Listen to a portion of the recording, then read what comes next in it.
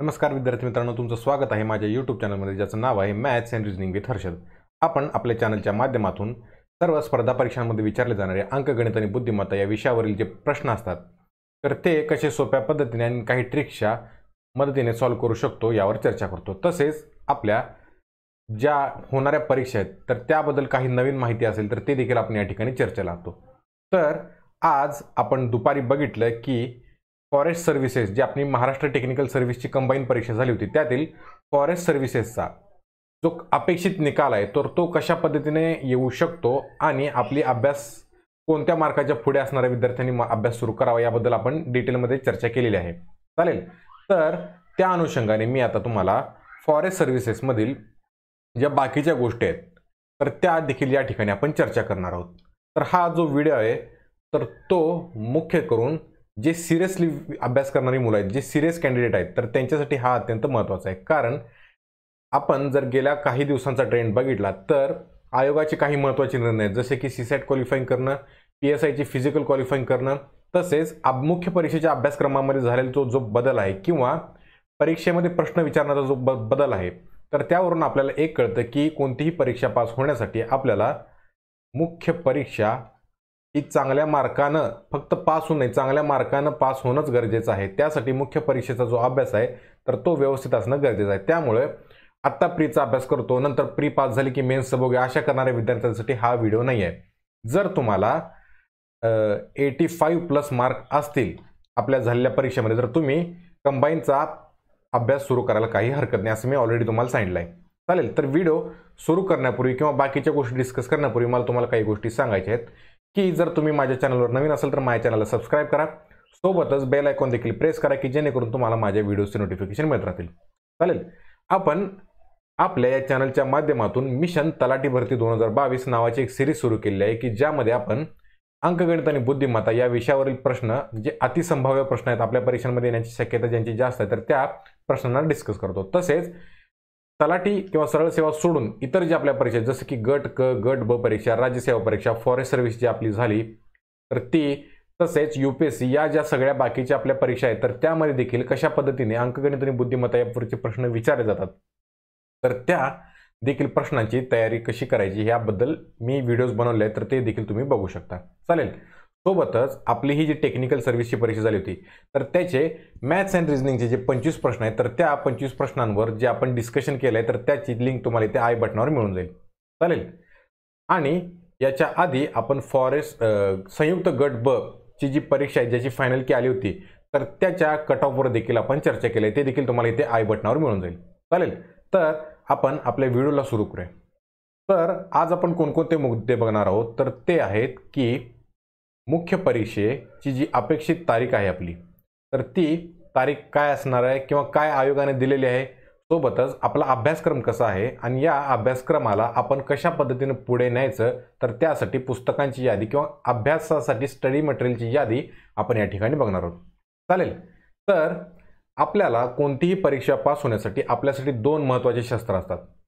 जरा थोडं ऐतिहासिक बोलेन मी, पण 2 महत्त्वाच्या गोष्टी आपल्याला परीक्षा पास होण्यासाठी गरजेच्या असतात. त्यातली पहिली म्हणजे एकतर आपल्याला अभ्यासक्रम माहीत असणं गरजेचं आहे, बरोबर.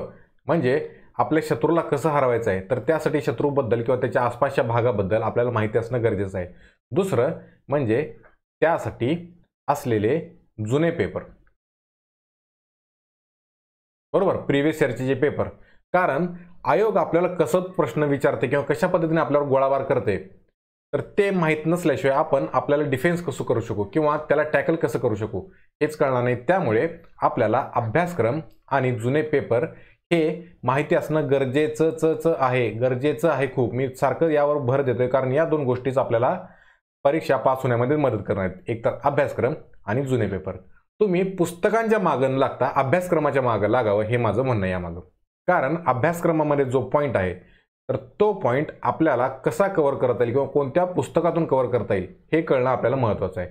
त्यामुळे आपण पुस्तकात अभ्यासक्रम न शोधता अभ्यासक्रमानुसार पुस्तक शोधायचं. म्हणजे आपल्याला जर तुम्हाला पुस्तक घ्यायचं असेल तर दुकानात जायचं, सिलेबसची कॉपी बघायची, त्याप्रमाणे कोणते मुद्दे आहेत ते बघायचं आणि त्या पद्धतीने आपला अभ्यास सुरू करायचा, बरोबर. हे झालं आपल्या अभ्यासक्रमाचं महत्त्व. पुढे जुने पेपर का बघायचे तर आपल्याला समजा एक मी इतिहासाचा प्रश्न घेतो जर समजा 1942च्या चलेगावच्या चलेगावच्या क्विट इंडिया मुवमेंटवर जर आपल्याला प्रश्न विचारला असेल तर आयोग कोणत्या डेप्थपर्यंत गेले किंवा कोणत्या खोलीपर्यंत गेले हे आपल्याला कळणं महत्त्वाचं आहे. जर तुम्ही वरवर वाचून गेला परीक्षेला, सिलेबसमध्ये आहे म्हणून पॉईंट, जर वरवर वाचत गेला आणि थोडा डीपमध्ये प्रश्न विचारला किंवा चौथ्या तिसऱ्या लेवलला प्रश्न विचारला, डिफिकल्ट लेवलला, तर आपण काय करणार? आपण म्हणतो आयोग कुठलाही पेपर काढतं, पण तसं नसतं. आपल्याला कोणत्या लेवलपर्यंत प्रश्न गेलेला आहे आणि आपण कोणत्या लेवलपर्यंत तयारी केली पाहिजे. म्हणजे जर समजा आपल्याला दुसऱ्या लेवलपर्यंत प्रश्न विचारला असेल तर आयोग साहजिकच त्याच्या पुढे जायचा प्रयत्न करणार, कारण काही गोष्टी ज्या असतात ना त्यावर आयोगाला प्रश्न विचारावाच लागतो. बरोबर. जसं की समाज सुधारकांमध्ये आपल्याला सत्यशोधक समाज किंवा महात्मा फुले, आंबेडकर, ब्राह्मणेतर चळवळ या सगळ्या गोष्टींवर प्रश्न हमखास विचारले जातात. बरोबर. तर त्या अनुषंगाने आपल्याला कसा डीपमध्ये अभ्यास करता येईल हे बघण्यासाठी आपल्याला हे जुने पेपर महत्त्वाचे आहेत. बरोबर. त्यामुळे अभ्यासक्रम म्हणजे सिलेबस आणि PYQ हे आपल्याला माहिती असणं गरजेचं आहे. फक्त बघायचं नाही, त्यावर अभ्यास करायचा. ऑप्शन कसे दिलेत, हा ऑप्शन का आला असेल किंवा उत्तर हे बरोबर का असेल, यासाठी आपल्याला थोडं जुन्या पेपरचं विश्लेषण किंवा ॲनालिसिस करणं हे गरजेचं आहे. चालेल. त्यामुळे ह्या दोन महत्त्वाच्या गोष्टींना तुम्ही लक्ष दिलं पाहिजे. तर बघूया आता आपला पुढचा प्रश्न म्हणजे मुख्य परीक्षा किती तारखेला आहे. तर आयोगाने साधारण दिलेले आपले जे टेंटेटिव्ह शेड्यूल आहे तर त्याप्रमाणे साधारण किती तारखेला आहे बरं, तर ती 24 सप्टेंबर 2022ला ही आपल्या फॉरेस्टची मुख्य परीक्षा होईल अशी एक तारीख दिलेली आहे. बरोबर. त्यामुळं आपण कसं पकडायचे दिवस, तर एक परीक्षेच्या आदला दिवस तुम्हाला सेंटरपर्यंत जायला वगैरे लागेल. त्यामुळं आपण एक साधारण 22 सप्टेंबरपर्यंतचा आपला अभ्यास पकडून चालूया. 22 सप्टेंबर. आणि आज तारीख किती आहे, तर आज तारीख आहे 8 मे. बरोबर. 8 तारीखच आहे ना आज. 8 तारीख आहे, तर उद्याचा वार सोमवार म्हणजे 9 मे ते 22 सप्टेंबर एवढा कालावधी आपल्याला मिळालेला आहे. कशासाठी? मुख्य परीक्षेसाठी. बरोबर. आणि यामध्ये आपण व्यवस्थित सिलेबस आपला कव्हर करू शकतो. तर एकूण दिवस बघायला गेले तर हे उरतात 137 दिवस. बरोबर. 137 दिवस आहेत आपल्याकडे. पण बाबा काय, कुठं पिक्चरला गेलो, गावाला गेलो, कोण वारलं, बारसं आलं, अमकं आलं, तमकं आलं, या सगळ्या गोष्टींमुळे आपले या 4 महिन्यातले 10-12 दिवस जाऊ शकतात. असे आपण रफली पकडून 120 दिवस प्रोडक्टिव्ह पकडून चालूया. आणि या 120 दिवसांमध्ये आपल्याला हा सिलेबस कव्हर करायचा. 120 दिवस म्हणजे किती, तर साधारण हे 4 महिने होतात आपले. बरोबर. या 4 महिन्यांमध्ये आपल्याला व्यवस्थितपणे सिलेबस कव्हर करायचा आहे. पण या 120 दिवसांमध्ये खंड पडून द्यायचं नाही.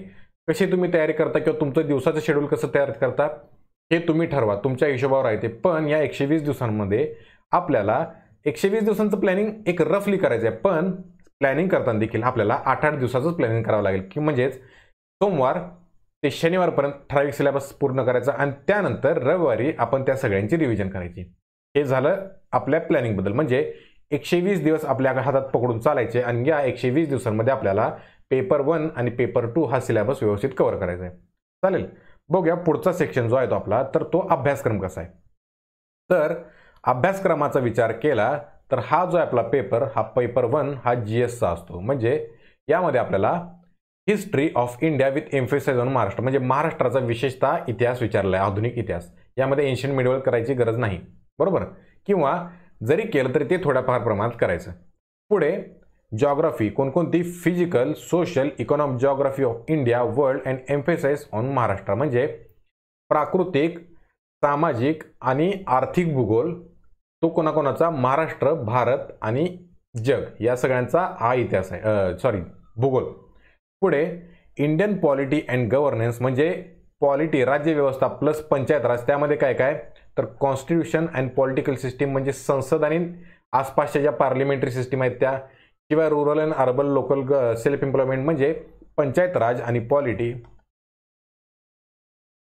हे आपला याचा सिलेबस आहे. सोबतच इकॉनॉमिक अँड सोशल डेव्हलपमेंट, म्हणजे आर्थिक आणि सामाजिक विकास, हे आपला चौथा घटक आहे. कशाचा, तर चौथा घटक आहे कशाचा, तर तो पेपर 1चा. बरोबर. आणि पेपर 2 जो आहे तर यामध्ये बघा आपल्याला हा पूर्णपणे टेक्निकल विषय आहे. म्हणजे पूर्णपणे आपल्याला एन्व्हायरमेंट, ॲग्रिकल्चर आणि फॉरेस्ट्री याचा सिलेबस दिला आहे. म्हणजे बघा नेचर कन्झर्वेशनमध्ये एकतर आपल्याला इथे सायन्स दिलेला आहे. सायन्समध्ये काय काय, तर फिजिक्स, केमिस्ट्री, बॉटनी, झूलॉजी, हे तर जनरल सायन्सचे विषय आहेतच जे आपण कोणत्याही राज्यसेवा म्हणा, कंबाईन म्हणा किंवा UPSC म्हणा, याच्या पूर्व परीक्षेसाठी तयारी करतोच, तर तो झाला आपला विषय. सोबतच सॉइल अँड मॉइश्चर कन्झर्वेशन, सोबतच ecosystem, manure and fertiliser, environmental pollution, आणि त्यानंतर बघायला गेलं तर हे national park, importance of species, ॲनिमल्सची वेगवेगळे ब्रीड, त्यानंतर इंडियन फॉरेस्ट पॉलिसीज वगैरे, परत थोडा एरियल फोटोग्राफी, GIS वगैरे या ज्या टेक्नॉलॉजी आहेत की ज्याच्यामुळे आपण कम्युनिकेशन वापरलं जातं बऱ्यापैकी, तर ते, शिवाय प्लांट ब्रीडिंग, बायोडायव्हर्सिटी, म्हणजे एकंदरीत ह्या सिलेबसला आपण 3 पार्टमध्ये डिवाइड करू शकतो. कोणकोणत्या? तर पहिला जो बनतो तो आपला एन्व्हायरमेंट बनतो,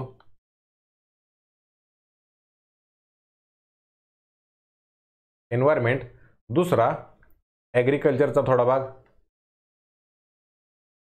आणि तिसरा फॉरेस्ट्रीचा भाग. या 3 पार्टमध्ये आपला सिलेबस डिवाइड होतो. आणि उरला कुठला? तर तो जनरल सायन्स, तो आहे पहिला पार्ट, जनरल सायन्स, बरोबर. तर अशा पद्धतीने हा आपल्याला सिलेबस डिकोड करायचा. आता सिलेबस शोधताना किंवा आपल्याला स्टडी मटेरियल शोधताना आपण काय करायचं, प्रत्येक टॉपिक वाईज किंवा सब टॉपिक वाईज आपला सिलेबस शोधत जायचं पुस्तकामध्ये, किंवा तुम्हाला इतर कोणते सोर्स मिळत असेल, कोणाचे ॲग्रिकल्चरचे नोट्स असतील, फॉरेस्ट्रीचे नोट्स असतील, गुगल वापरा तुम्ही, इंटरनेटचा वापर करा, पण आपल्याला सिलेबस वाईजच जायचं आहे, हे तुम्ही लक्षात ठेवून घ्या, बरोबर. तर अशा पद्धतीने हे आपले जे 4 सिलेबस आहेत, तर त्यानुसार बघा तुम्ही आता आपण कशा पद्धतीने हे पुढे यांचा अभ्यास करू शकतो. तर बुकलिस्ट म्हणण्यापेक्षा मी तुम्हाला काही रेफरन्स मटेरियल देईन. तर हिस्ट्रीमध्ये बघा, हिस्ट्रीमध्ये आपल्याला जो दिलेला सिलेबस आहे तर तो भारताचा, विशेषतः महाराष्ट्राचा इतिहास विचारलाय. त्यामुळं पहिला जो विषय आहे तो आपला हिस्ट्री. तर त्यासाठी तुम्ही कोणतंही एक स्टँडर्ड बुक वापरू शकता. त्यासाठी आपल्याला पहिल्यांदा स्टेट बोर्डचं जुनं 11वीचं जे पुस्तक आहे हे जुने, हे वापरायचं. त्यामध्ये भारताचा तसाच विशेषतः महाराष्ट्राचा देखील इतिहास दिलेला आहे, बरोबर. सोबतच कुठलंही तुम्ही एक इतिहासाचं आपलं स्टँडर्ड पुस्तक वाचा, समाधान महाराजांचं सरांचं वाचा किंवा कुणाचंही वाचा, तो ठीक आहे. तर एक पुस्तक ते जे तुम्ही ठरवा. जर इंग्लिशमध्ये प्रिपेअर करत असाल तर मग काही UPSC लेवलची पुस्तक तुम्ही बघू शकता, बिपिनचंद्र सरांचं आहे, बरोबर, तर ते बघू शकता. प्लस यासोबत तुम्ही उमेश कुदळे सरांचं आधुनिक महाराष्ट्रातील जे समाज सुधारक आहेत त्यांच्यावरचं पुस्तक आहे, महाराष्ट्रातील समाज सुधारक, तर ते तुम्ही नक्की रेफर करा. हे मी तुम्हाला सांगेन. कुठलं? महाराष्ट्रातील समाज सुधारक, ठीक आहे. तर महाराष्ट्रातील समाज सुधारक हे तुम्ही नक्कीच बघा पुस्तक. यामध्ये बऱ्यापैकी जे समाज सुधारकांनी त्यांचं काम जे केलेलं आहे, जे सरांनी त्या पुस्तकामध्ये दिलेलं आहे, तर त्याची दुसरी आवृत्ती घ्या की ज्यामध्ये जवळपास आपला हिस्ट्रीचा 75% सिलेबस हा आरामात कव्हर होतो ते या पुस्तकामधून. चालेल. तर हे झालं आपलं हिस्ट्रीचं. पुढे दुसरं हे झालं जिओग्राफीचं. जिओग्राफीसाठी काय करायचं, माझं तर म्हणणं आहे तुम्हाला स्टेट बोर्ड तुम्ही वाचा, सोबतच 11वी आणि 12वीचे NCERTची जी पुस्तकं आहेत तर ती देखील तुम्ही रेफर कराच. भले तुम्ही इंग्लिशमध्ये वाचा किंवा हिंदीमध्ये वाचा किंवा त्याचा अनुवाद केलेला वाचा, पण हे 11वी 12वीच्या NCERT महत्त्वाचे आहेत. कशासाठी? तर प्राकृतिक आणि सामाजिक जे भूगोल किंवा इकॉनॉमिक जे जिओग्राफी आपल्याला विचारलं जातं, तर त्यासाठी हे अत्यंत महत्त्वाचं आहे. आणि महाराष्ट्राच्या संदर्भात जर वाचायचं असेल तर तुम्ही कोणतंही स्टेट बोर्डचं वाचू शकता किंवा सौदी सरांचं आपलं पुस्तक वाचू शकता, ठीक आहे. हे झालं सौदी सरांचं. पुढे आता कोणता विषय राहतो, तर तिसरा जो विषय आहे तो आहे आपला पॉलिटी. पॉलिटीसाठी काय करायचं, जर इंग्लिशमधून तयारी करत असाल तर ते लक्ष्मीकांत सरांचं पुस्तक आहे, आणि जर मराठीत तयारी करत असाल तर कोळंबे सरांचं आहे किंवा राठोड सरांचं आहे, अभिजित राठोड सरांचं, ते देखील चांगलं पुस्तक आहे. त्यामध्ये व्यवस्थित आपल्याला राज्यव्यवस्था समजू शकते, बरोबर. आणि उरला पार्ट जो चौथा, मी या दुसऱ्या स्लाइडमध्ये लिहितो, इथे लिहितो, हा पेपर 1चा चौथा भाग.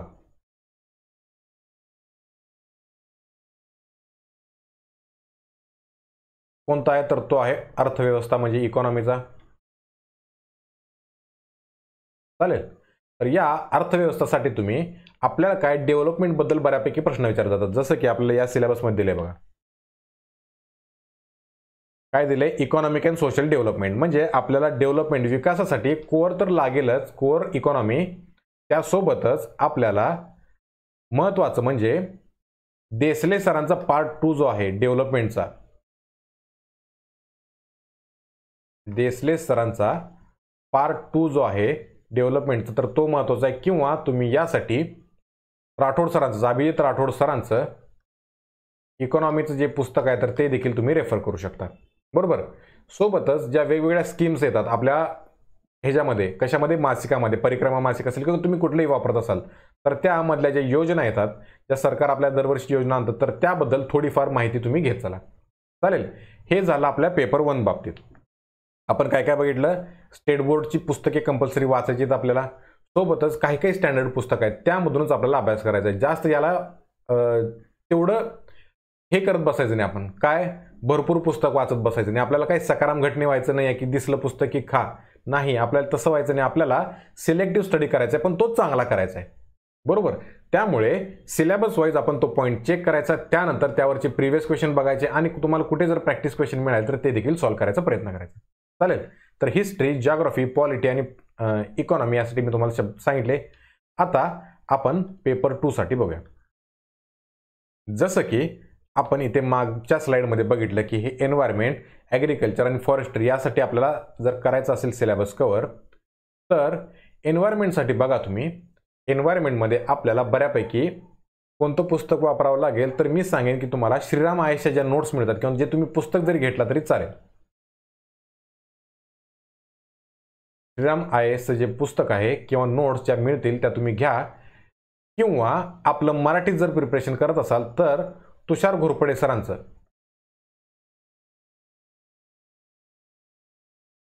जे एन्व्हायरमेंटचं पुस्तक आहे तर ते तुम्ही रेफर करू शकता.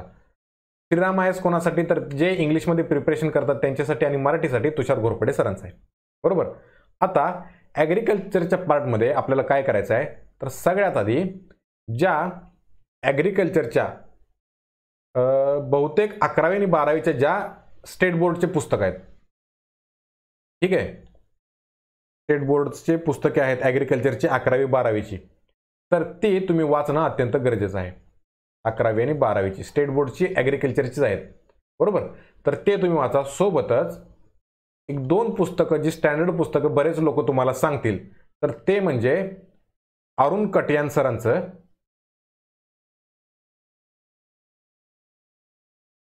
आणि एक रेड्डी म्हणून आहेत ऑथर, ही 2 पुस्तकं प्रत्येक फॉरेस्ट सर्व्हिस पास झालेली किंवा क्लास घेणारे तुम्हाला हेच सांगू शकतील की अरुण कटियान आणि रेड्डी यांचं जे पुस्तक आहे तर ते तुम्ही वापरा. पण माझं काय म्हणणं आहे, हे माझा व्हिडिओ तुम्ही बघालच, मी बऱ्यापैकी तुम्हाला सांगेनच. शिवाय तुम्ही काय करायचं, एक गोष्ट तुम्ही लक्षात ठेवा की विद्यार्थी जो असतो, हे थोडं इथे वरच्या बाजूला लिहितो मी कारण खाली माझ्या मागं झाकले गेले होते की रेड्डी, ठीक आहे. तर काय सांगतो तुम्ही तुम्हाला, हां, तर एक समजायचं तुम्ही की विद्यार्थी जो असतो ना, तर तो निर्लज्जच असला पाहिजे.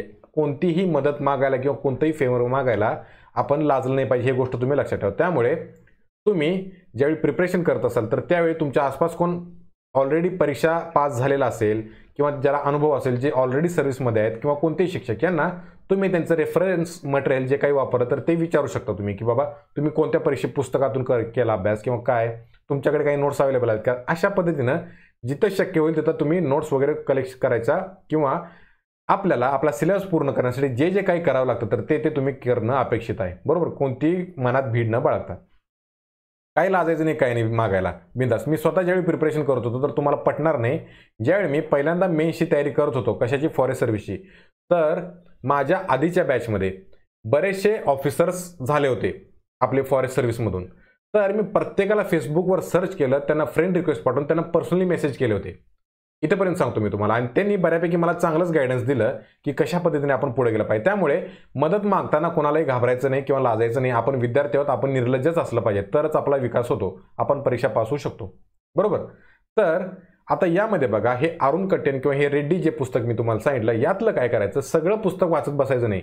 यामध्ये आपल्याला सिलेबसला जो जो काही पार्ट आहे तर तो बघायचा आणि त्याप्रमाणे तुम्ही झेरॉक्स काढून घ्या किंवा त्याचे नोट्स काढा आणि ते पुस्तक आहे तसं तुम्ही परत करू शकता. किंवा बऱ्यापैकी जर तुम्ही पुण्यात प्रिपरेशन करत असाल तर बऱ्यापैकी झेरॉक्स सेंटरमध्ये तुम्हाला हे मिळून जातात नोट्स, बरोबर. त्यामुळे ते देखील घ्यायचे, त्या पद्धतीने आपण अभ्यास आपला कव्हर करायचा. तिसरा जो पार्ट आहे त्यासाठी मी तुम्हाला एक पुस्तक सजेस्ट करेन की जे अत्यंत महत्त्वाचं आहे फॉरेस्ट्रीसाठी, तर ते आहे आपलं मणिकंदन सरांचं. हे मणिकंदन सर जे स्वतः IFS ऑफिसर होते, ते वारले ते, तर त्यांचं मणिकंदन सरांचं इंडियन फॉरेस्ट्रीवरचं जे पुस्तक आहे तर ते खूप महत्त्वाचं आहे. त्याचं लेटेस्ट एडिशन तुम्ही घेऊ शकता किंवा तुमचे जर कोण प्रिपरेशन करत असेल तर त्यांच्याकडून तुम्ही घेऊ शकता, पण हे पुस्तक खूप महत्त्वाचं आहे. या पुस्तकामध्ये बऱ्यापैकी सिलेबस कव्हर केलेला आहे. चालेल, तर अशा पद्धतीने हे एन्व्हायरमेंट, ॲग्रिकल्चर आणि फॉरेस्ट्रीच्या आपण सब्जेक्टला कोणकोणते पुस्तक रेफर करू शकतो ते बघितलं. आता इथे राहिला विषय या जनरल सायन्सचा. जनरल सायन्स, तर जनरल सायन्ससाठी तुम्ही मार्केटमध्ये अवेलेबल असलेली पुस्तक वापरू शकता, जसं की सचिन बस्के सरांचं आहे, अनिल कोलते सरांचं आहे. तर तुम्ही कोणत्या मीडियममधून प्रिपरेशन करतात असं आहेत, तर कोणत्या मीडियममधून प्रिपरेशन करतायत त्यानुसार तुम्ही ठरवा की इंग्लिशमध्ये वापरायचं की मराठीत, कारण दोघांची इंग्लिश आणि मराठीमध्ये पुस्तकं अवेलेबल आहेत. त्यामुळे कोण कोण म्हणतो मी, तर डॉक्टर भस्के सर किंवा अनिल कोलते सर,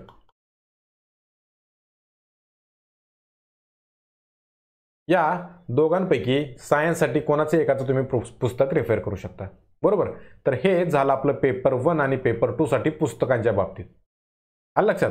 आता अजून मला थोडं गोष्टी काय सांगायच्या, तर यामध्ये बघा काही काही मुद्दे असे आहेत, मी ते कलर चेंज करतो म्हणजे तुम्हाला लक्षात येईल. यामध्ये बघा आपल्याला इथे ब्रीड्स ऑफ कॅटल वगैरे हा पॉईंट दिसत असेल, किंवा आपल्याला इम्पॉर्टंट वाईल्ड लाईफ ॲनिमल्स, सोबतच इथे जे मॅन्युअर किंवा फर्टिलायझर या ज्या गोष्टी आहेत, किंवा यामध्ये आपल्याला एकतर जनावरांची जे वेगवेगळे प्रकारची जनावरं असतात ते विचारलं जातं, त्यांचे ब्रीड्स विचारले जातात, ते झालं. सोबतच आपल्याला त्या प्राण्यांना होणारे आजार, शेतीवर होणारे आजार, फॉरेस्ट्रीमधले जे ॲनिमल्स असतात, वाईल्ड ॲनिमल, त्यांचे आजार याबद्दल आपल्याला विचारलं जातं परीक्षेमध्ये. त्यामुळे आपण काय करायचं, एक चार्ट तयार करायचा तुम्ही प्रयत्न करा. जसं की आता हे मी कॅटलचे सांगितलं तुम्हाला, ब्रीड्स, कॅटलच्या वेगवेगळ्या प्रकारचे ब्रीड्स विचारले जातात. तर त्यामध्ये कॅटल, त्याच्या कोणकोणत्या ब्रीड आहेत, त्यांना कोणते कोणते आजार होतात आणि त्या आजारासाठी एक जनरल कोणती ट्रीटमेंट किंवा कोणतं औषध वापरलं जातं, असा एक तक्ता तुम्ही तयार करा आणि त्या तक्त्याला तुम्ही शक्य होईल तितकं रोज वाचण्याचा प्रयत्न करा. रात्री झोपताना वगैरे वाचून द्यायचं. या सगळ्या गोष्टी कशाबद्दल, हे जे मी कॅटलबद्दल सांगितलं ब्रीड्स आहेत, तसंच एन्व्हायरमेंटमध्ये होणारे जे वाईल्ड लाईफ ॲनिमल्स असतात तर त्यांचे आजार, बरोबर. सोबतच आपल्या नेहमीच्या झाडांवर पडणारे आजार, पिकांवर पडणारे आजार, शिवाय इतर जे काही काही असतात गोष्टी, तर त्यांची एक तुम्ही लिस्ट तयार करा किंवा टेबल फॉर्ममध्ये तयार करा आणि रोज झोपताना एकदा वाचलं की कसं होतं, आपण ज्या गोष्टी सारख्या सारख्या वाचलो ना त्या आपल्या बऱ्यापैकी लक्षात राहायला मदत होते. कशामध्ये, फोटो फॉर्ममध्ये. आपल्याला फोटोच लक्षात येतो की बाबा हा या पेजवर आपण असं असं लिहिलं होतं. तर अशा पद्धतीने जर आपण चार्ट तयार केला आणि त्या पद्धतीने रोज वाचन केलं तर आपल्याला यावरचे प्रश्न सुटायला काहीच हरकत नाही, बरोबर. तर अशाच पद्धतीने आपल्याला आपला सिलेबस पुढे न्यायचा आहे किंवा आपला अभ्यास कव्हर करायचा प्रयत्न करायचा आहे. त्यामुळे इथे जर मी स्टँडर्ड बुक लिहायचे म्हटले तर इथे बघा, यामध्ये मी पहिलं पुस्तक जे सांगेन ते मणिकंदन सरांचं. सोबतच एन्व्हायरमेंटसाठी कोण कोण, तर घोरपडे सर किंवा श्रीराम IS, आणि तिसरं हे ॲग्रिकल्चरसाठी एक तर स्टेट बोर्ड आहेतच, यासोबत सगळ्यांसोबत स्टेट बोर्ड येणारच, सोबतच रेड्डी आणि अरुण कटियान सरांचे दोन्हीपैकी एक वापरायचं. सगळे दोन्ही बघत बसायचे नाही, दोन्हीपैकी एक कुठलं तर बघा. सिलेबस वाईज आपण नोट्स काढून ठेवा आणि तेच आपण पुढं रिव्हिजनला वापरायचे, बरोबर. तर हे पेपर 2 साठी झाले. पेपर 1 साठी मी तर ऑलरेडी लिहिलेलेच आहेत, बरोबर. हे हायलाईट करून ठेवतो मी इथं की जे तुम्हाला जसे योग्य वाटतील त्या पद्धतीने तुम्ही वापरू शकता, मग तुमच्या कम्फर्ट लेवलप्रमाणे.